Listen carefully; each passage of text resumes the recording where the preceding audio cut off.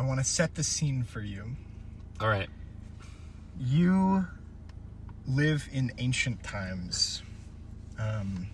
When you were but a little kid, you heard a voice that was not your own. And this is the time in history when they don't call you crazy. They don't give you medications for that. You have a special relationship to the divine because of that. You grow up, you're scared of this situation, but you have a lot of mentors at the local temple. This temple is very important to your family, your people.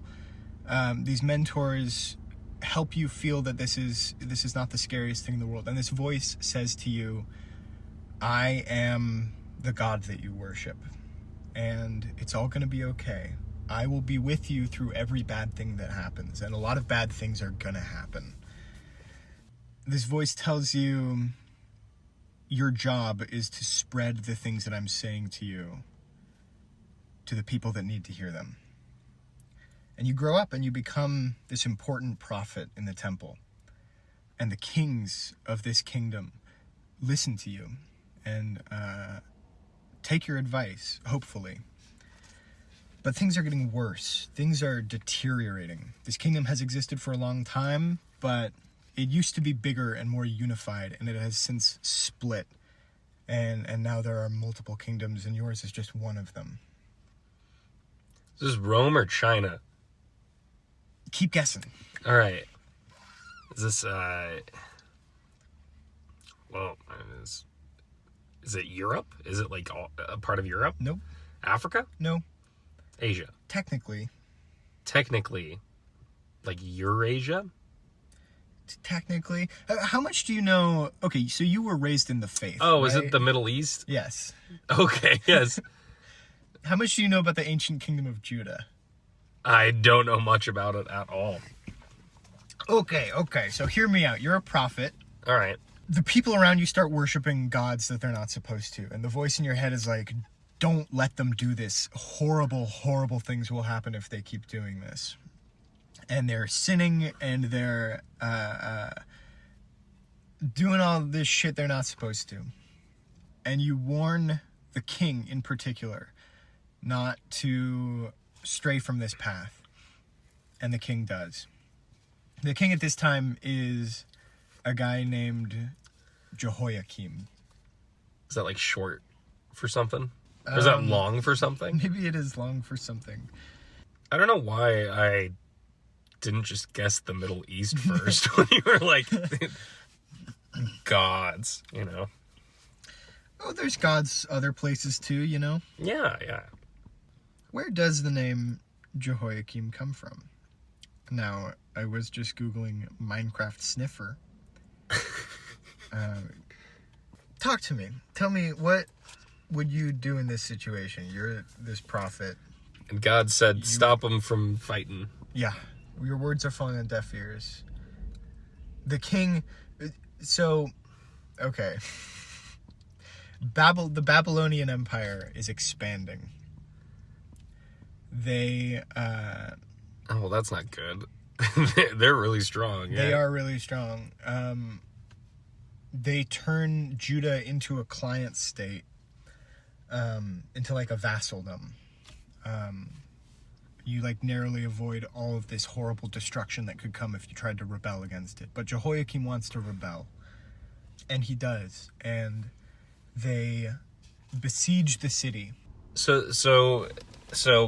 God wants me to stop the rebellion? Yes. In addition to other things. Like, there's a lot of stuff that God wants you to tell the people to do that they're not doing. Or to tell the people to stop doing. Okay, am I a respected prophet at this point? You are the prophet Jeremiah. Okay. God, I should have brushed up on my... Is this... What record is this? This is from the Bible. Okay, Old or New Testament? This is the Old Testament. This is the book of... Actually, this story is at least mentioned in several books. It's mentioned in the book of Jeremiah, of course, because it's Jeremiah we're talking... You are Jeremiah. Yeah. It's mentioned in the book of Kings, I think, in 2 Kings. I don't know. I don't know all the places it's mentioned. It's all Old Testament, though. Yeah. There's one other specific book that I am specifically avoiding talking about because it's going to be the main topic. It's going to be the main topic. I'm ramping into it. I mean, do I have like any political leverage? This is okay. So the hope, the setup for the kingdoms of Israel and Judah was that like the prophets are supposed to have quite a bit of political leverage.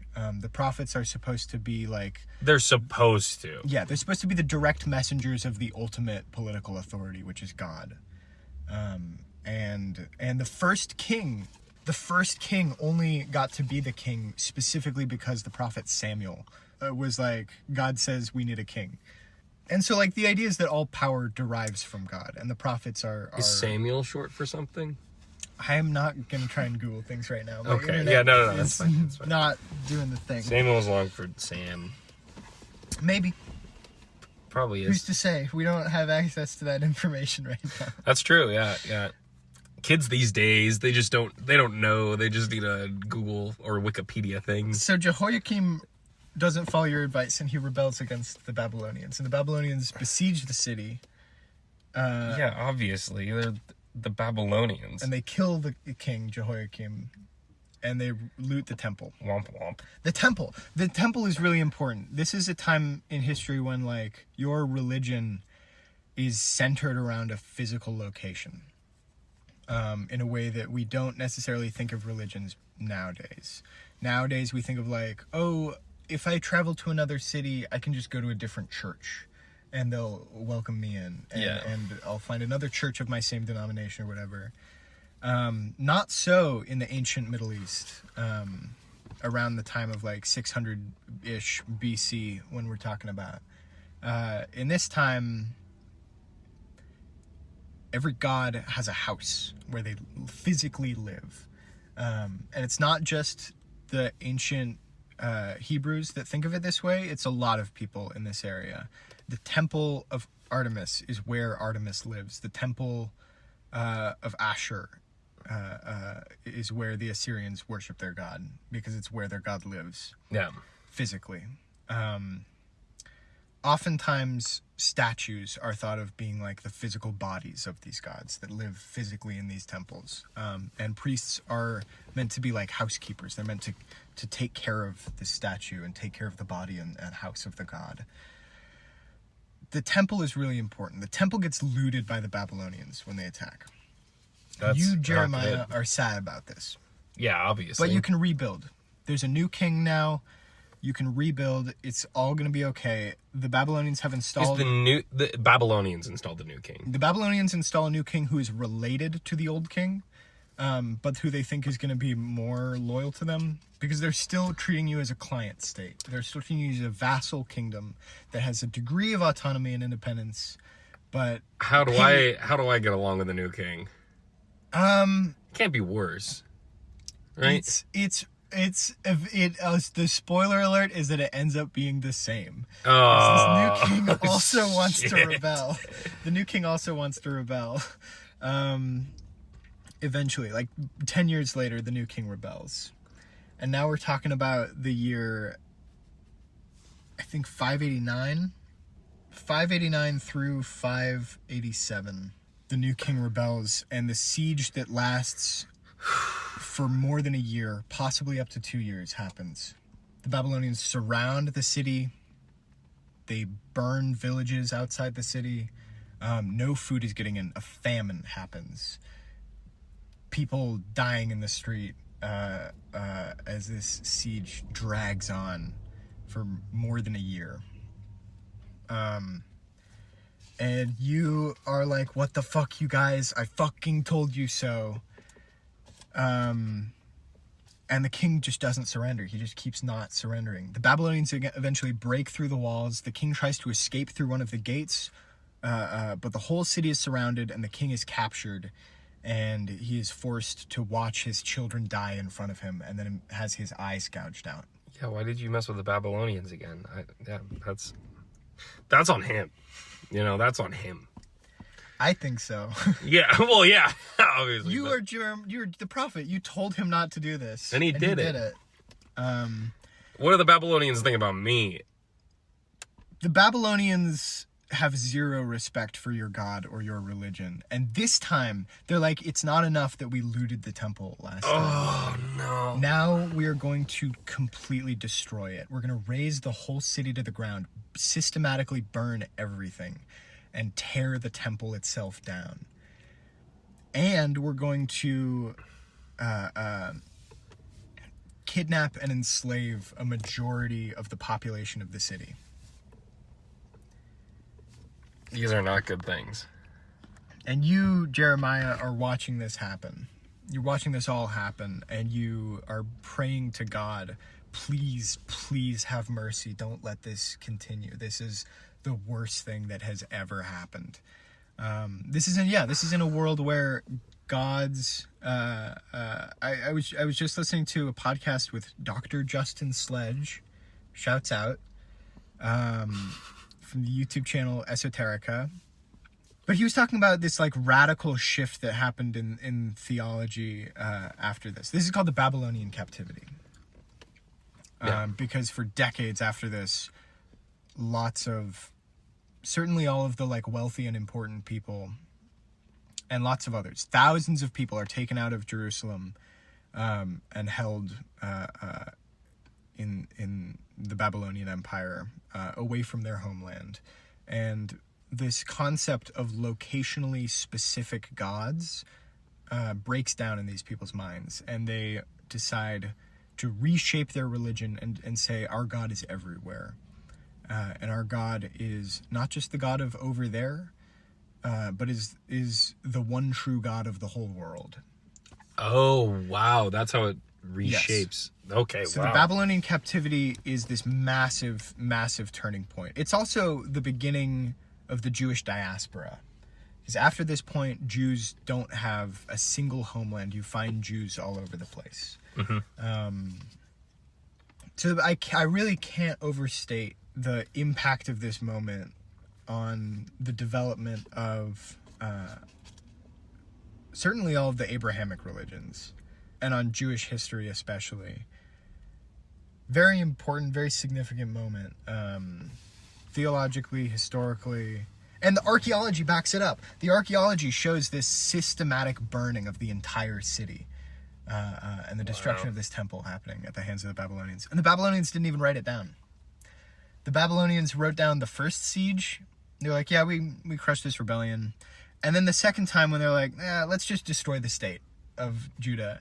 Let's just have there not be a king there anymore. It's not a vassaldom anymore. It's just more of the Babylonian Empire. And we just colonize it entirely, displace the population. I mean, it makes sense why they didn't document it.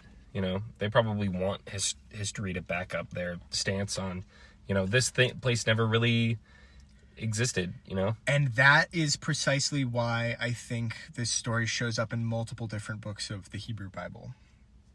Is because this is still while the Hebrew Bible is being written.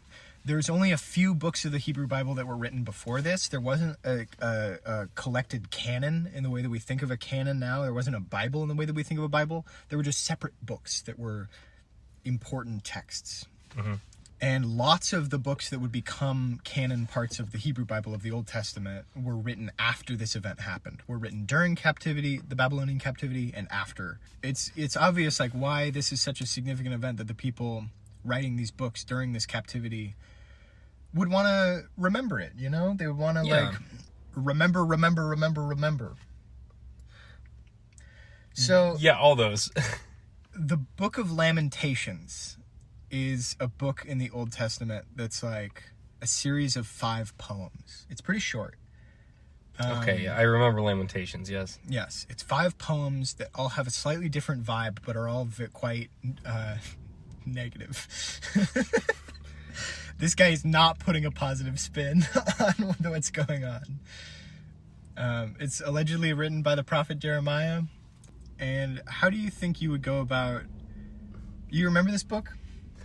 Very, very briefly. I just know that it's very short, How would you go about turning this into a song? This story of destruction and chaos and death and slavery?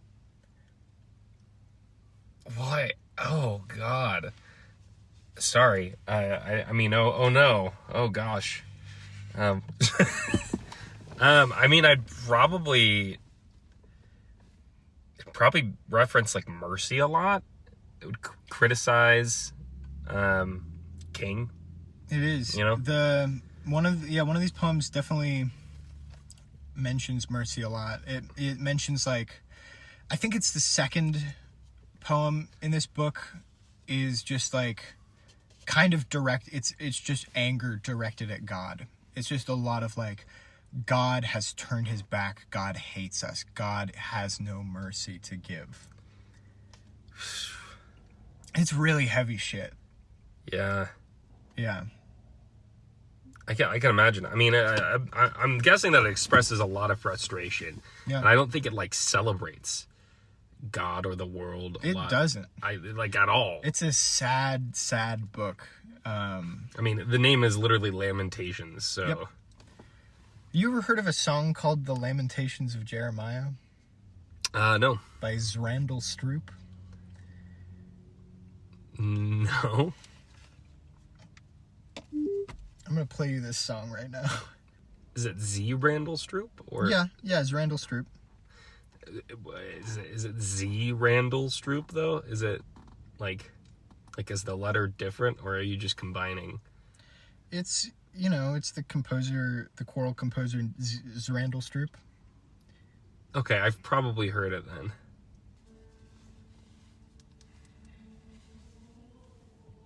Yes, okay, I've heard this song.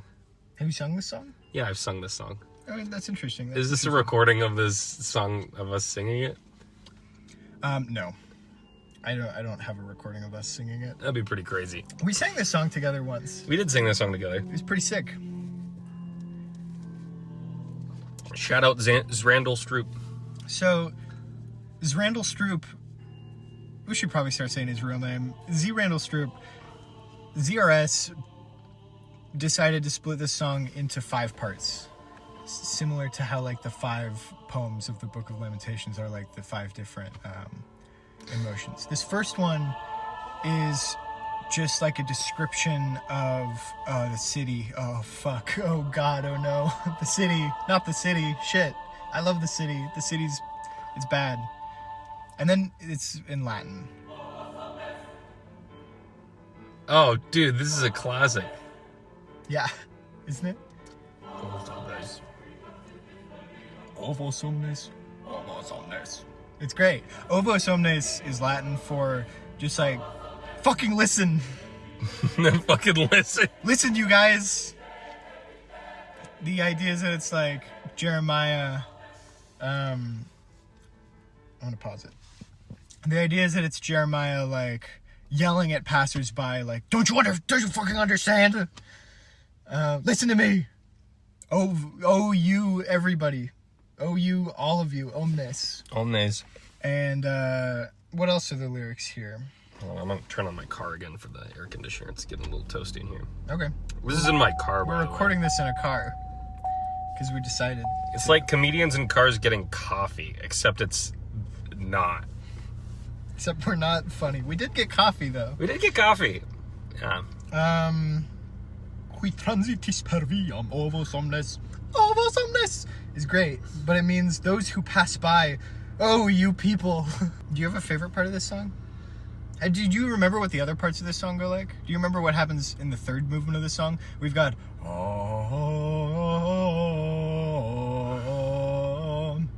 That's the first one. And then the next one is... Ovo somnes! I think my favorite part is when they say ovo somnes.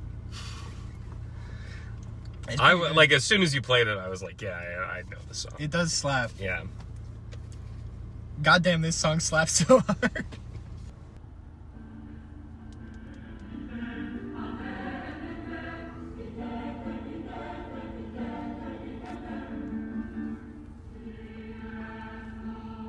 This is the third part. Yeah, this is my favorite part. It's just self-pity.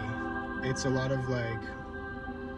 The third poem in the Book of Lamentations is a lot of like... Nobody can feel the pain that I feel right now. It's just deep self-pity. self-loathing. How was I unable to stop this? Fuck. Yeah.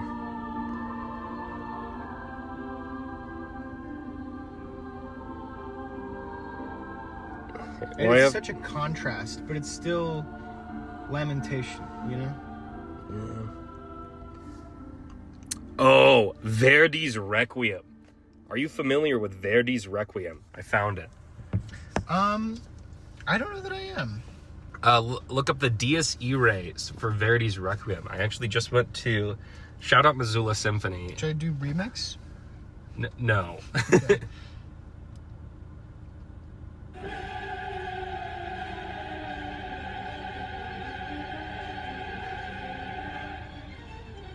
This does slap. I do know this. You know, this is probably the most famous Dies Irae of any song, any composition. But you know, it's very common for religious like compositions to like, you know, they always have, like, if it's a full symphony, it always involves something that is very big and dramatic and like dark and like fearful, you know.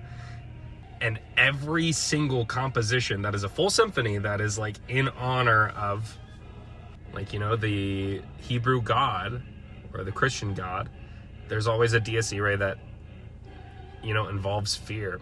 And what's crazy about this symphony is that this Dies Irae is one part of I believe it's a 7-part symphony. There's 7 different movements. The Dies Irae is half of the entire symphony. Day of Wrath, yeah, it's terrifying. But the composer that wrote this song is like, Verdi's, his like, I mean, he outlived like every single member of his family except for like maybe 2 of his like 7 children. He lost 3 wives, you know, and like this was his life's work. And, you know, half of the song is the Dies Irae of this like hour-and-a-half long requiem. Yeah. You know, so fear is, you know, something that is very instilled. Why do you suppose that bad things happen to good people?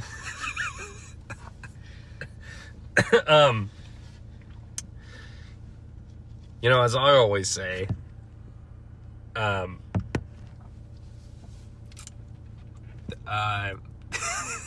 don't think you always say anything. I don't always You're say pretty anything. chaotic. I say a lot of things. I do say shirt store a lot. Yeah. I do classic say bit. shirt store. It's a Hey, classic Steven, bit. I like your shirt. Thanks. I got it at the shirt store. That's a good classic clean bit. You do always say that. I think bad things happen to good people because I make the shirt store joke. I think that's the only consistency that quite happens. So maybe I need to stop doing that and the world will heal. But also, you know, I think that, like, I mean, I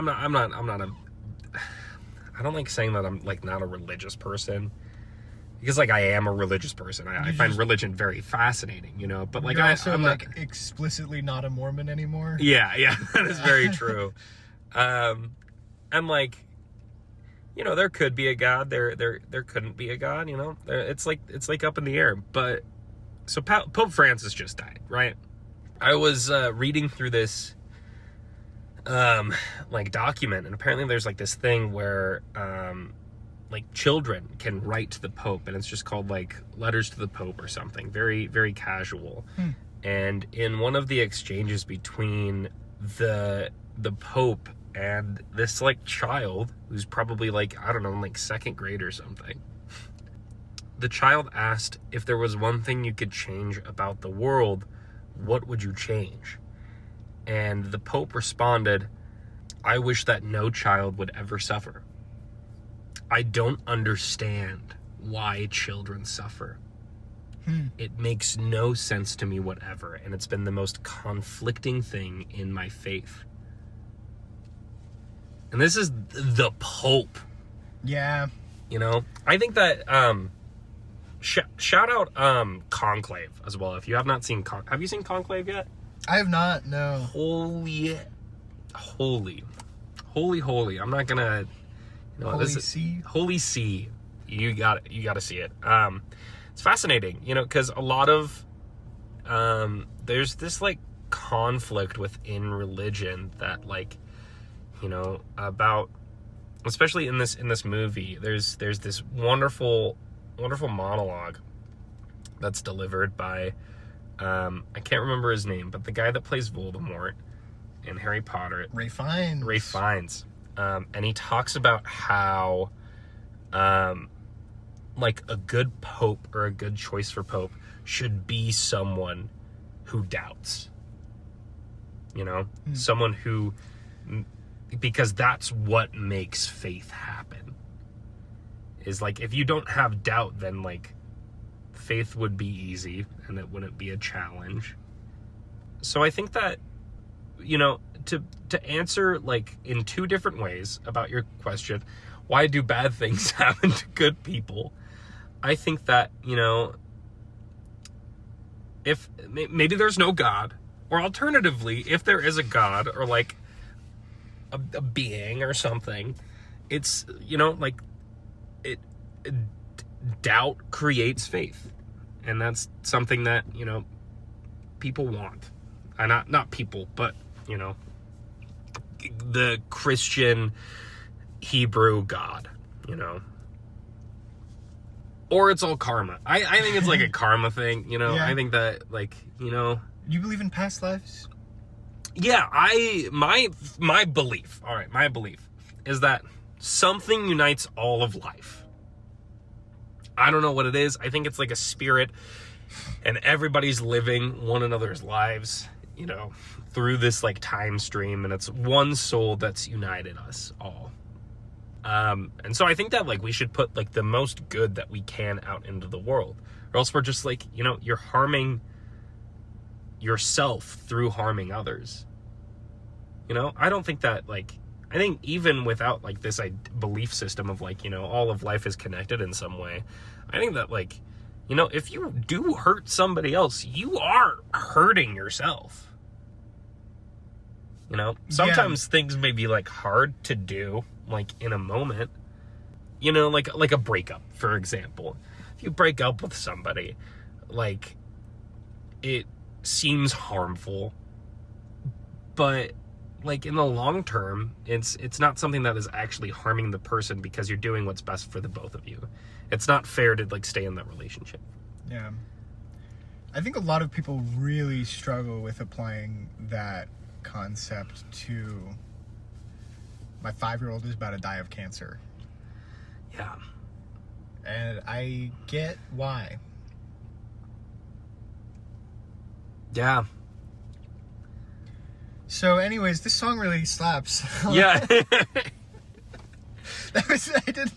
I didn't plan for us to talk about I didn't plan to ask that question also. No, but you did. It was a throwaway joke. I mostly just wanted elaborate. to talk about this really good Randall Stroope song. It's good. Yeah, I mean, yeah, but music. Yeah. Yeah. That's great. So anyways, I got a dirty chai that was like the sweetened, probably like Tipu's chai. What kind of drink did you get? I got a s'mores latte. And what kind of car are we in? Campfire s'mores. This is a Chevy Equinox. Okay. Have you ever thought about doing choir again? Like just joining like a community really choir? want to. I miss it so bad. Yeah. Yeah. It seems fun, It's also challenging. I think that, especially choral music, it's such a weird skill, because it requires like a lot of like mathematical like thinking for like understanding things, but it's also like a connection of resonance in your body that like, and with like connection with other people. Yeah. And like, it's not just good enough to be a good singer. You have to match the people around you. Yeah. All of you have to be putting in that work. There's really nothing like making music with other people. I love it so much. Yeah. I miss it. I gotta learn how to play an instrument. That's what I need to know. Yeah. I need to know that. Gotta know. Gotta find out. Gotta know, gotta find out. What am I missing, you know? Yeah. So anyways, did you have anything you wanted to talk about? Oh, I remember what I was going to say. I want to offer something that is like the most optimistic answer to that question I've ever heard that makes sense, which is that I was listening to a podcast where Alex O'Connor was interviewing Rabbi David Wolpe, Wolpe, W-O-L-P-E, and he was saying that he thinks that random instances of suffering have to happen in the world in order for the world to be true moral testing ground. Like if truly every time you did something good you were rewarded, and every time you sinned you like bad things happened to you, nobody would sin, and it wouldn't, nobody would be doing the right thing for the right reasons. And like we need to live in a world that is chaotic enough and that punishes us for no reason, in order for our character to truly be tested. That's a really good answer. Yeah, I think so too. Yeah. I liked it. I also am still entirely empathetic to like an atheist worldview where someone's like, that God isn't loving. I don't care if they're trying to test me. That is not a loving God. I also get that idea. I disagree with it, but I can see where someone like that is coming from. Mm-hmm. And I definitely, like, a few years ago, I think would have thought that way. Maybe I'll think that way again. Who's to say? People change. I don't know. People change. I used to be Mormon. True though. Shout out the Mormon Church. Well, no, I mean shout in the Mormon Church. I think shout out Brandon Sanderson. I think it's good. He's trying to change it, you know. Shout out Stephanie Meyer. I don't know. Anyway, here's the maybe shout out Stephanie Meyer. Here's Lamentations of Jeremiah. Lamentations of Stephanie Meyer.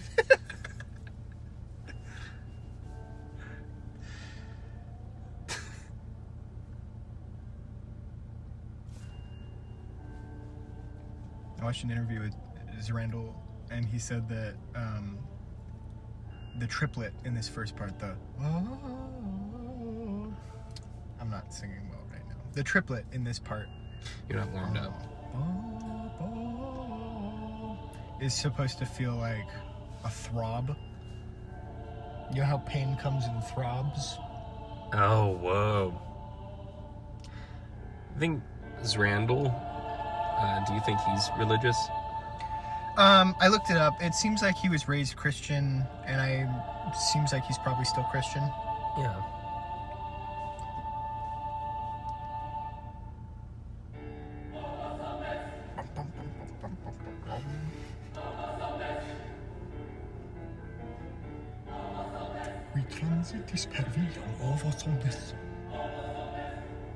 It feels like yesterday.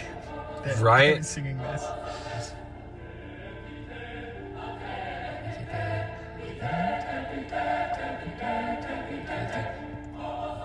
Attendite is attention. Videte is see. Like look. Pay attention.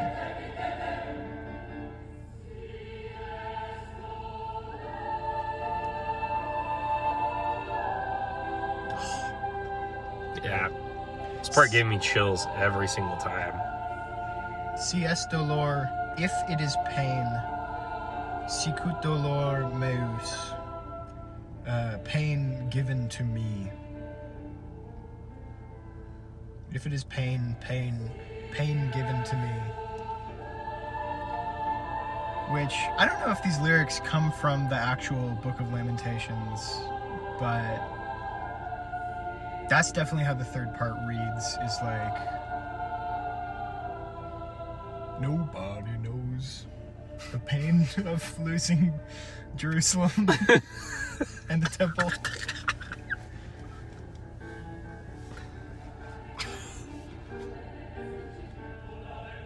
Recordare Domine opprobrium nostrum. Remember, Lord, the disgrace of ours. Recordare is remember or record. Mm-hmm. And it's a word that comes back a lot. And I like it. It really does it for me as a Jew. Like, we're the people of the book. We gotta remember, we gotta record when these horrible things happen to us. Yeah.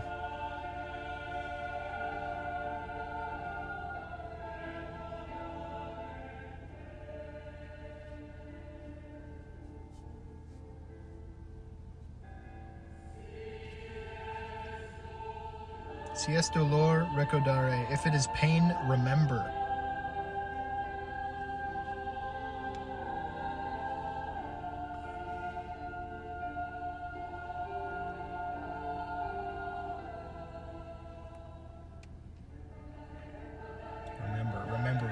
Remember.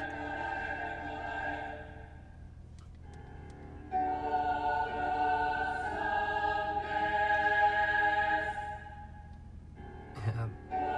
This ending was wild. Yeah.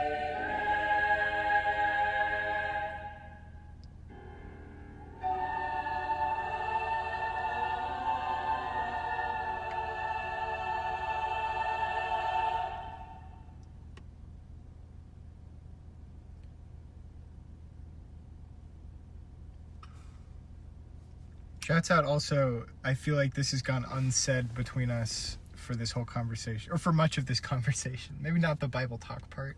Yeah. But huge shout out to Ellen McKenzie. Oh yeah, Ellen McKenzie's the goat. Changed my life. Our high school choir teacher. Yeah, Ellen, if you're listening, we love you. Yeah. Love you so much. Hadestown was great. Yeah. Way down. Way down. Way down. Yeah, way down on the ground. Yeah. So that's really all I wanted to do with this podcast. All right, well, that's great. Talk about Lamentations of Jeremiah. Shit goes hard. I love Stroope. Yeah, Stroope. Call me a Stroope head.